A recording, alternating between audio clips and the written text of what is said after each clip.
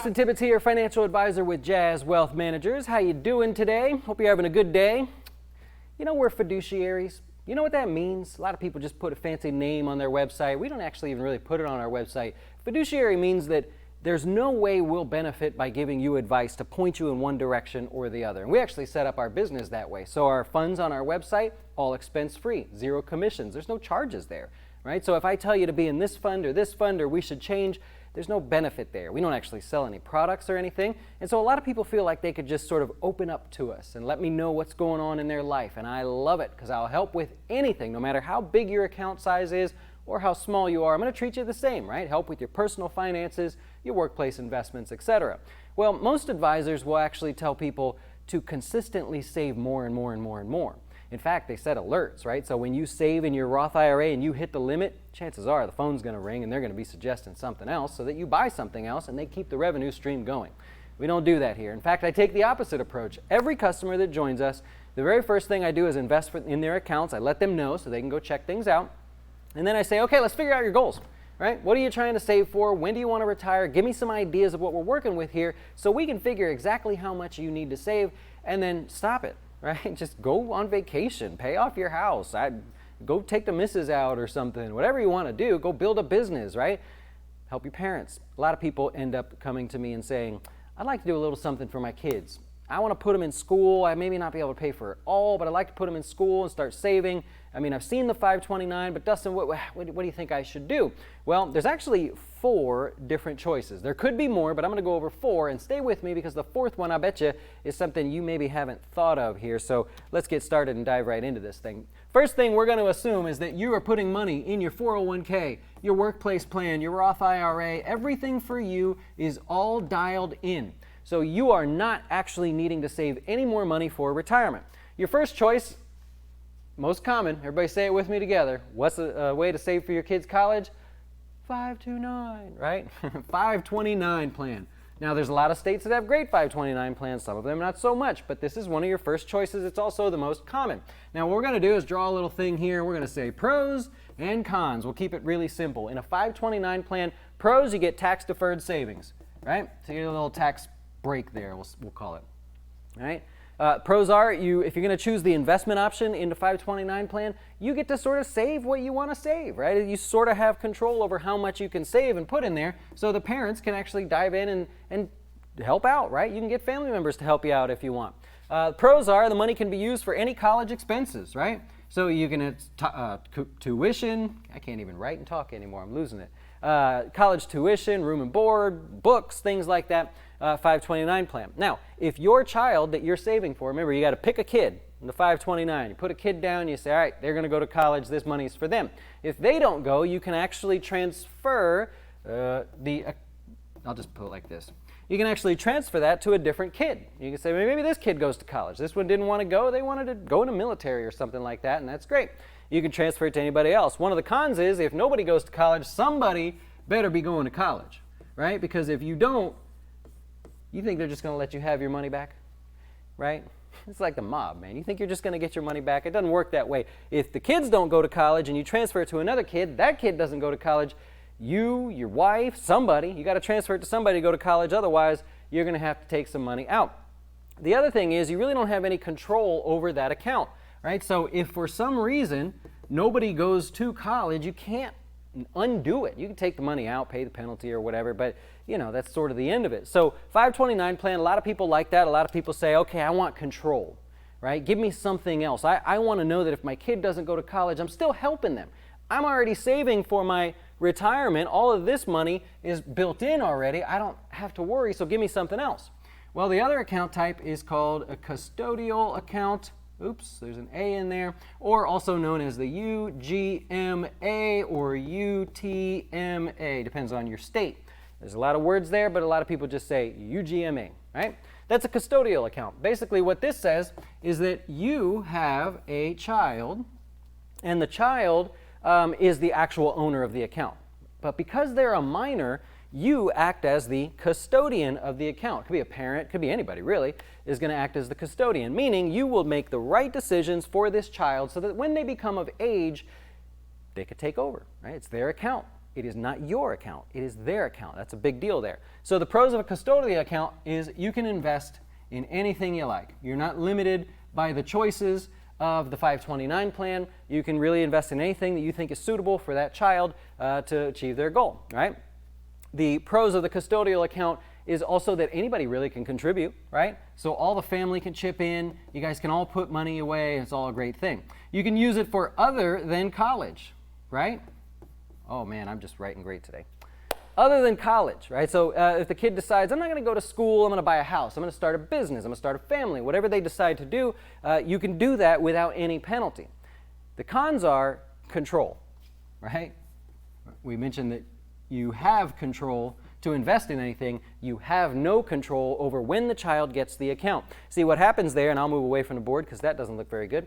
What happens there is when the child becomes of age, 18 in most cases, 21 in some states, the account becomes theirs. Your name gets wiped right off, it becomes theirs. I no longer talk to you. If we're talking about the investments for the account, let's say you open it here with us for whatever reason, I don't talk with you anymore. I'm now talking to the child. It is now their account. They can do with it what they please. And a lot of parents go, I don't know, my kid's 2 right now and they can't keep their hand out of the cookie jar. I'm not sure if it's a good thing that they get money right when they turn 18.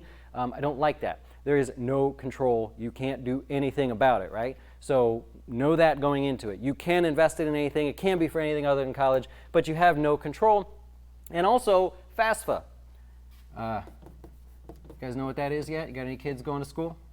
It counts as an asset, a child's asset for FAFSA, right? So any grants or anything that they would have been qualified for, well, that counts against it. So a lot of people go, okay, I don't like that. Also, maybe I don't want the kid to know about the account until after college or in college. Let's see how they do, right? Maybe I can help them out a little bit, but I don't want them to know about it. So again, you're saving for your retirement, all's good over here. The next account type is the individual account or taxable account.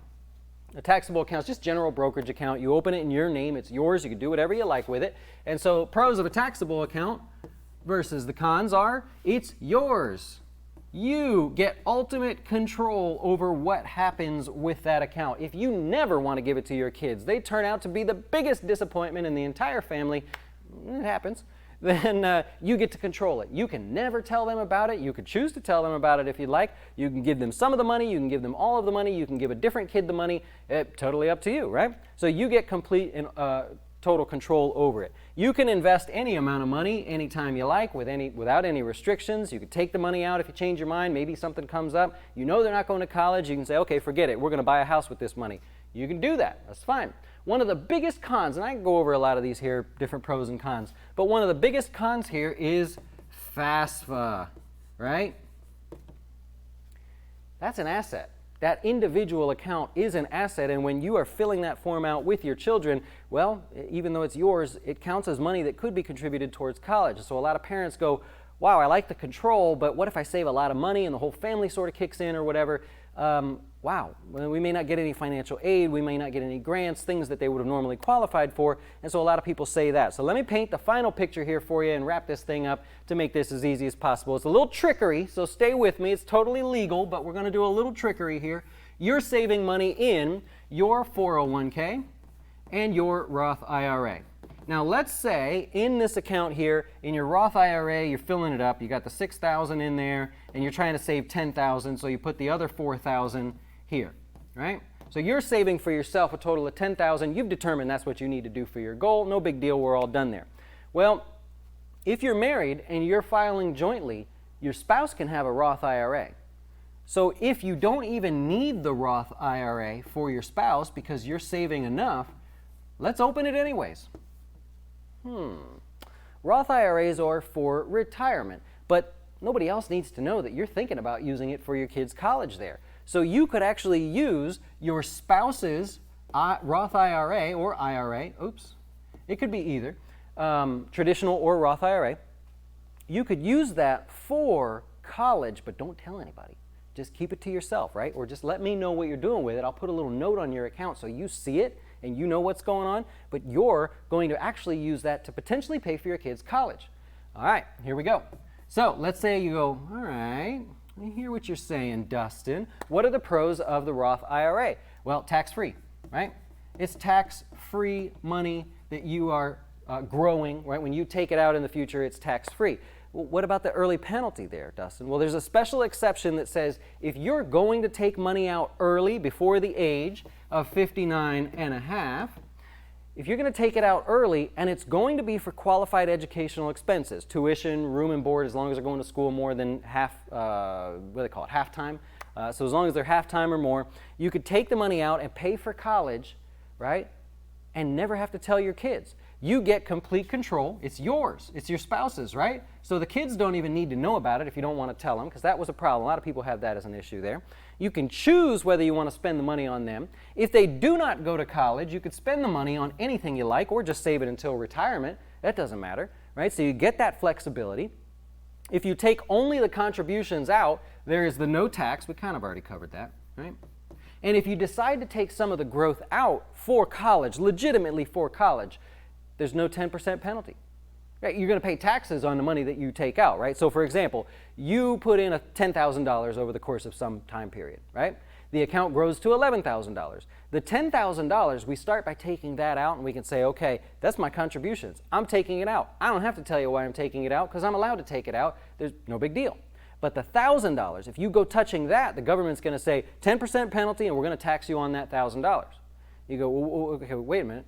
I'm going to pay for college. Government says 10% penalty's gone. We won't charge you for that. We're going to ask you that you pay the taxes on that, and you're going to include it on your tax return, and you go, that's fair, right? I got the flexibility. My kid is going to college, so I didn't have to guess when they were 1 year old if they even cared to go to college. I do have control to invest in anything that I like. It's tax-free growth if I don't use it for college and save it for the future. And the biggest one out of all of them here, I'm going to put it over here, is, FAFSA.